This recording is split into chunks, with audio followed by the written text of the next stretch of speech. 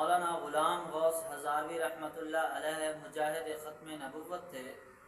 ایک دفعہ ان کا بیٹا بیمار ہوا، جوان بیٹا تھا، کافی زیادہ بیمار ہوا۔ ڈاکٹروں نے جواب دے دیا گھر میں پڑا ہے، بستر پہ ہے۔ ایک بزرگ آئے، کہنے لگے کہ مولانا ہمارے علاقے میں قادیانیوں نے جانا لوگوں کو گمراہ کرنا شروع کر دیا ہے اور انہوں نے چیلنج کر دیا ہے، ہم آپ کے پاس آئے ہیں کہ آپ ہمارے ساتھ چلیں اور چل کر ان قادیانیوں سے مناظرہ کریں۔ حضرت فوراً اس بزرگ کے ساتھ چل پڑے۔ جب چلنے لگے تو بیٹے نے کہا کہ ابا جان آپ تھوڑی دیر کے لیے تو میرے پاس رک جائیں، میں چند لمحوں کا مہمان ہوں، میں جب چلا جاؤں گا دنیا سے پھر آپ چلے جانا۔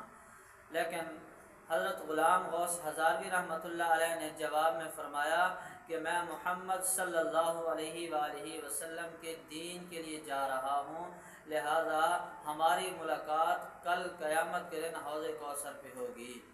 وہ وہاں سے یہ کہہ کر چل پڑے۔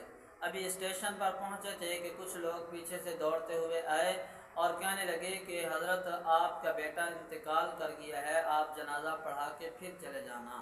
تو حضرت نے جواب میں فرمایا کہ بیٹے کا جنازہ پڑھنا فرض کفایہ ہے اور امت محمدیہ صلی اللہ علیہ وآلہ وسلم کو گمراہی سے بچانا یہ فرض عین ہے، اور فرض عین کو چھوڑ کر فرض کفایت کی طرف میں نہیں جا سکتا۔